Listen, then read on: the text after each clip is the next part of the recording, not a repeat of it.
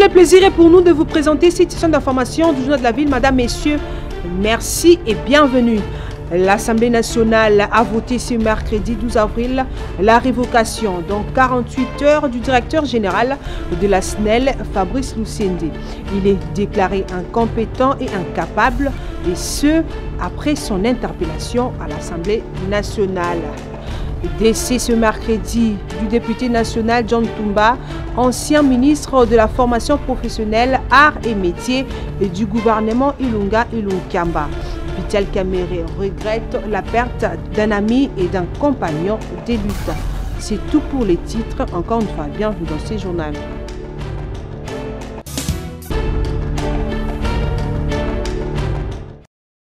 Une délégation de la Direction générale des impôts DGI, conduite par les directeurs généraux adjoints en charge de l'administration et finances, Abdon et Tina, reçue ce mercredi 12 avril par la ministre d'État, ministre de la Justice et garde des Sceaux, Rose Mutombo, en son cabinet de travail. C'était au sujet d'une concession de cette régie financière qui serait spoliée par une tierce personne en complicité avec un magistrat. La délégation de la DGI a sollicité l'appui de la ministre d'État, ministre de la Justice et garde des Sceaux, Rose Mutombo, qui ici parce qu'il se pose un problème très grave de déguerpissement de cette régie financière. Vous vous rendez compte qu'un individu va arranger avec, excusez-moi du terme, la complicité de magistrats pour spolier un terrain de l'administration fiscale. Ce n'est pas normal. Nous sommes allés en justice avec lui, il s'est arrangé, on n'a pas été notifié, et la DGI a été condamnée. Et maintenant là, on est allé déguerpir l'État dans sa concession par un individu, parce qu'il s'est arrangé. Avec la complicité de la magistrature, on doit dire la vérité. Alors il n'y avait que la ministre qui peut demander la suspension de cette action de déguerpissement. Cette personne s'est arrangée pour que la DGI n'y soit pas notifiée. On a écouté toute la procédure. Malheureusement, vous savez, ces escrocs-là ont des complicités à tous les niveaux. Ils se sont arrangés, il a même un document qu'on ne peut plus faire appel, et il s'est arrangé, là, présentement, là, on a déguerpi la DGI dans sa concession. Nous avons initié une procédure de prise à partie, parce que nous avons constaté qu'il y a eu dol dans les jugements rendus. Alors on nous dira qu'il fallait une procuration spéciale.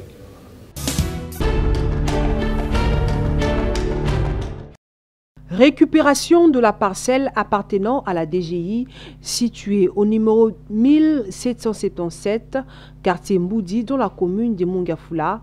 Les agents et cadres de la Direction générale des impôts s'opposent et sollicitent l'implication de la ministre d'État, ministre de la Justice et garde des Sceaux, de tout mettre en œuvre pour rétablir cette société dans ses droits. C'était au cours d'une déclaration faite ce mercredi 12 avril 2023 à Kinshasa par l'intersyndicale de la Direction générale des impôts.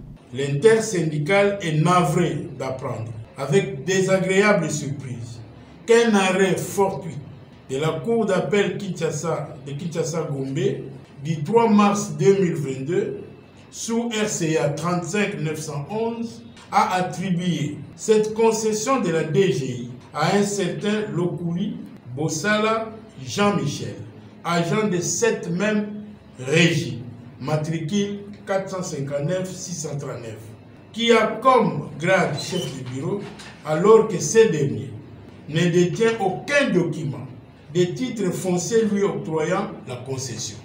Ne sachant pas les raisons ayant conduit la Cour d'appel de Kinshasa-Gombe à condamner la DGI et lui exproprier la dite concession au profit de M. Lokuli Bossala Jean-Michel, qui du reste, comme nous l'avons affirmé dans les lignes qui précèdent, est agent de la DGI recherché par l'administration de la justice.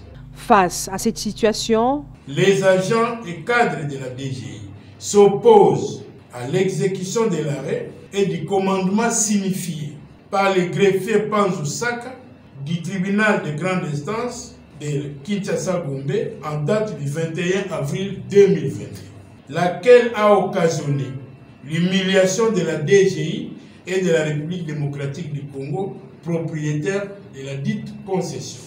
Et compte tenu de ce qui précède, l'intersyndicale de la DGI demande aux autorités compétentes, Son Excellence, Monsieur le Président de la République, Monsieur le Premier ministre, Madame la Ministre de la Justice et l'Inspectorat de la Justice, de tout mettre en œuvre pour rétablir la DGI dans ses droits.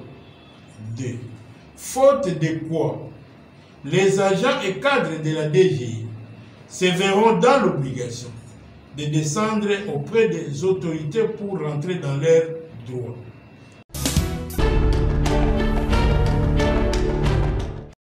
Il sévit depuis un bon bout de temps dans le plateau des Batéké une insécurité qui ne dit pas son nom. Très inquiet sur ces phénomènes qui battent son plein dans cette partie, Moudi Ferdinand, chef coutumier du groupement Kingakati, réagit. Kingakati tika kozana conflicté, mais Kingakati nde bayaki nde kotia désordre. Désordre bayaki kotia na Kingakati, ya on est botimbuma. Ozolanda, et botimbuma. Ba désordre na eza ekomi siko généralisé bato ba yeko tia ba conflit na Kinyankati yango wana ekomi si na plateau mobima bateke emonani ke eza na bato moko bayaki na mission ba fabriquer ba faux chef coutumier po na sima ba on va profiter na biloko wana ba benga na bato ba kolomboka ba on va batikala na c'est ça a Kinyankati etikala oza na désordre ti et tiens, vous avez peine à confliter. Nous avons un élément de sourd. Nous différents okuta. Yé azali. Bao bayaki ko tia désordre. Ba komi ko vivre. Ba monique. Ba tora désordre. Il a en outre éclairci l'opinion sur le processus de l'intérimaire en cas de mort d'un chef du village. Au moins le chef mon kakufi. Azana conflit na mutite. Abeli a kufi. Tanga kufi. Au moins il va tia intérimaire. Conflit zate. Les barosala 40 jours, muto utamboka wana, famille ko sangana, ko ba désigner fumu ou a remplacer moka. O ba tie wana intérimaire wana a remplacer moka te, mais a fandi provisoire. Intérimaire ba tiaka mwana fumu après règne na ye pour préparer succession. Ba tiaka mwana wana petit fils ya fumu to mwana na ye. Poursuivant sur cette lancée, il interpelle les autorités en ces termes. Président de la République, Azana Bato Basungakaï, net ministre de l'Intérieur, Azamousouminaï, net gouverneur, Azamousouminaï, net bourgmestre, Azamousouminaï. Mais ma kamba coutume, pratique la biso, la coutumier, tout ça la makabuna biso, tout ça la bango rapport. Bakuluna, bango moko basila nana bakuluna.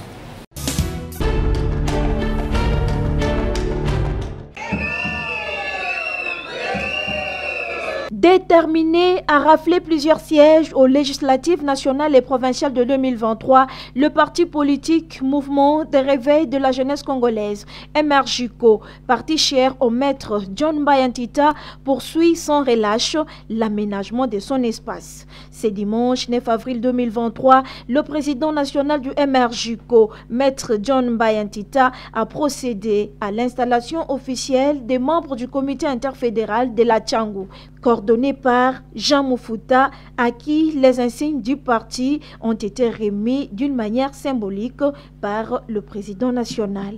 Maître John Bayantita a à l'occasion invité l'interfédéral Tchangou à se mettre au travail pour porter haut l'étendard du parti MRJCO et accompagner le président de la République, Félix Antoine Tshisekedi Tshilombo, pour sa réélection à l'élection présidentielle de 2023.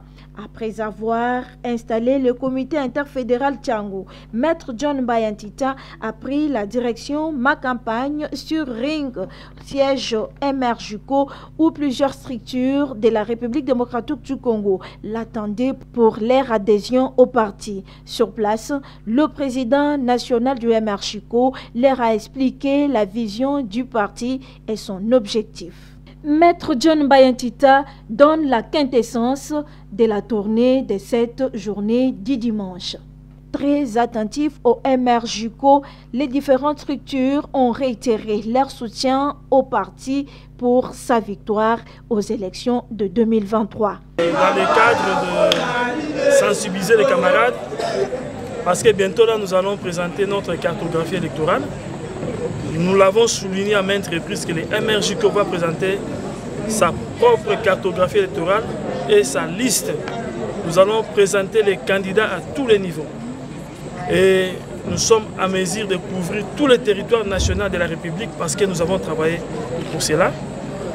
Et c'est ainsi que nous sommes en train de roder nos différents comités afin que nous puissions réellement nous ranger à l'ordre de bataille pour que nous puissions remporter ces élections haut la main au niveau national et provincial et surtout soutenir à 10 000% notre leader, le président Félix Antoine Tshisekedi.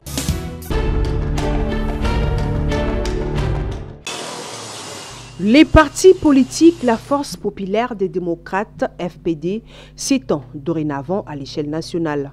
Un nouveau siège a vu le jour, cette fois-ci dans la ville de Matadi, au Congo central, les samedis 8 avril, en présence de l'autorité morale du parti, Jean-Louis Baouna.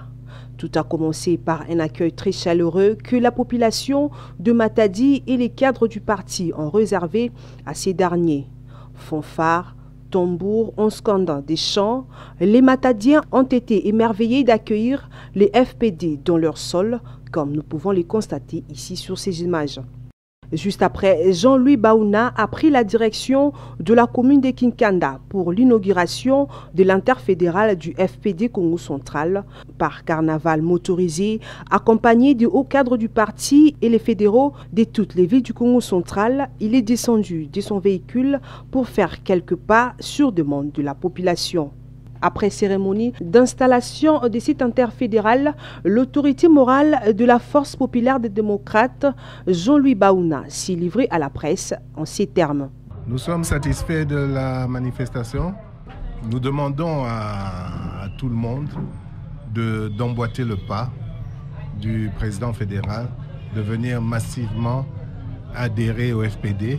C'est un parti d'avenir, un parti qui soutient le chef de l'État et nous allons faire en sorte que nous ayons une majorité écrasante de députés, hommes et femmes, et nous comptons sur les amis de Matadi pour ce faire. Je suis très heureux car les FPD est en train de placer les jalons partout, nous dit le secrétaire Yvon Mundadi. Là, je dirais que je suis l'homme le plus heureux pour le moment parce que l'FPD est en train de poser des jalons presque partout. Nous avons travaillé durement et voilà le résultat pour le moment. Et, bravo à l'équipe qui ont travaillé pour cette manifestation et nous demandons merci à tout le monde.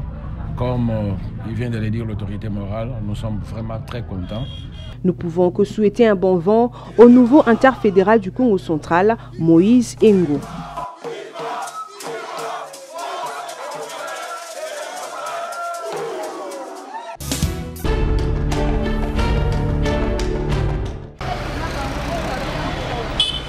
Cap vers les élections de décembre 2023 en République démocratique du Congo, le parti Congo en avant que dirige Médard Kankolongo, affectueusement appelé avocat du peuple, est prêt à aller aux élections de 2023 et remporter plus de sièges. C'est au cours d'une matinée politique organisée le samedi 8 avril 2023 à Cabinda Center dans la commune de Lingwala que le président du CEA a donné la position de son parti politique en cette matière. Dans une salle pleine comme un œuf, mouvementée par les militantes et militants du Congo en avant, venus tous répondre à l'appel de leur leader en présence des présidents sectionnaires et des présidents fédéraux Congo en avant, Kinshasa et ceux des provinces, l'avocat du peuple a d'abord sensibilisé sa base sur les enjeux politiques de l'heure. Médard Kankolongo a présenté officiellement l'échantillon des candidats provisoires du Congo en avant à la députation nationale et provinciale à qui il a demandé à tous ses militantes et militants de les soutenir car le parti CA veut gérer autrement le Congo après les élections de 2023. Congo en avant vers les autres élections en 2023 parce que nous avons besoin de germer autrement et de montrer à la face du monde que nous sommes un parti capable de transformer ce pays. Et dire à nos compatriotes d'appuyer Congo en avant, de soutenir nos candidats. Parmi les points abordés, la loi Tiani et la clarification de la durée du séjour des forces régionales EAC en RDC. Cette histoire de père et de mère, nous avons dit à notre niveau, on attend que l'union sacrée lève les options et nous allons nous prononcer, mais nous restons conscients que le Congo appartient aux Congolais de père et de mère. Dans cet embryo où nous avons cette force régionale appelée EAC, on a voulu demander au gouvernement de clarifier combien de temps ces militaires de l'EAC résideront ici en République démocratique du Congo, parce que nous ne voulons pas que ces forces restent éternellement comme la MONUSCO qui ne fait absolument rien. Meda Kankolongo, affectueusement appelé l'avocat du peuple, lui-même candidat député national et provincial, demande à la population congolaise d'appuyer son parti Congo en avant qui n'a qu'une seule mission, gérer autrement la RDC.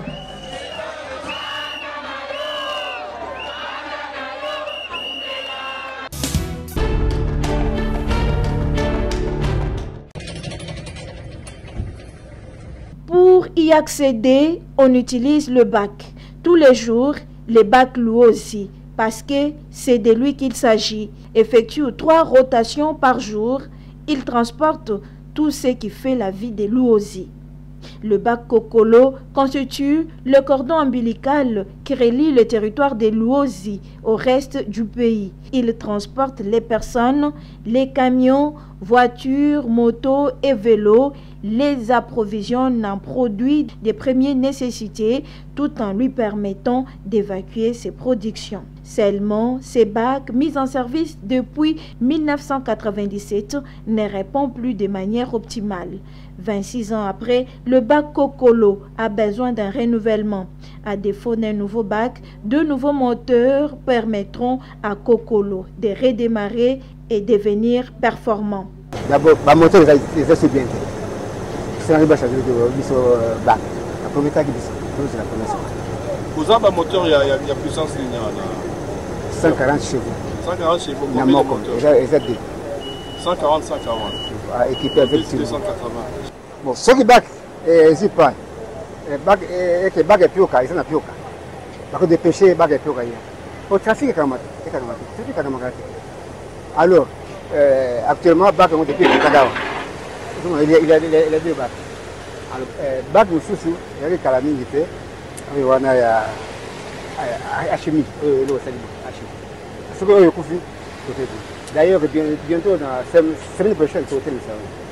L'office de route qui a la responsabilité de cet engin a la responsabilité de veiller à son bon fonctionnement. Cela pour permettre à l'UOSI de se considérer comme l'antichambre du Congo-Brazzaville.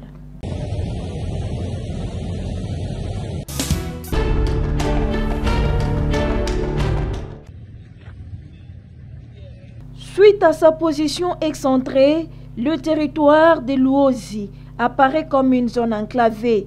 C'est ce qui fait que cette population se tourne le plus souvent vers le Congo-Brazzaville qui offre des meilleures conditions d'accessibilité.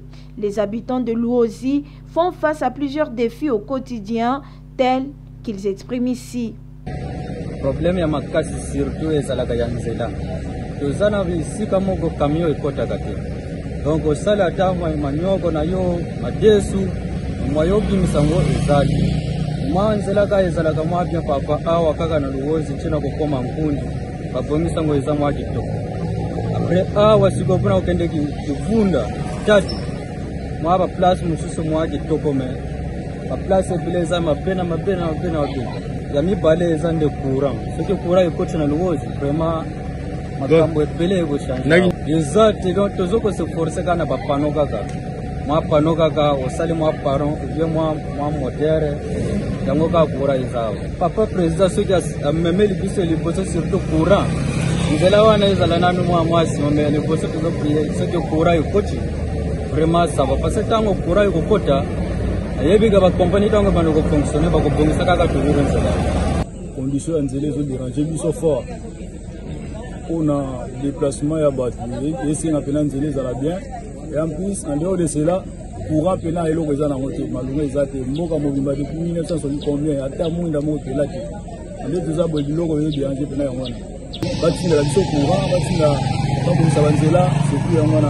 Les filles de l'Ouosi expriment leurs difficultés et lancent un appel particulièrement à la première dame, Denise Nyakeru Tshisekedi.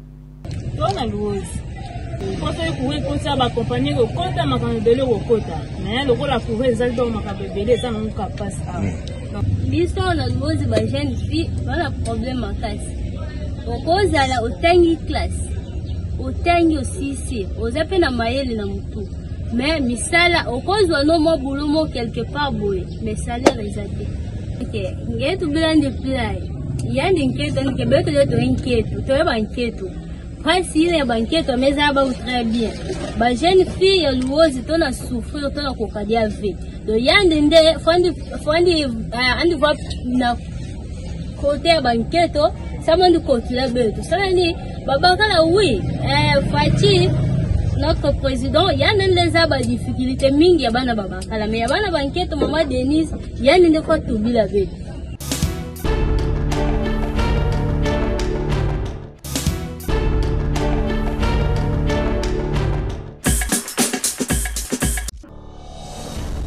Madame, Messieurs, voilà qui met fin à cette session d'information du journal de la ville. Merci pour l'attention soutenue.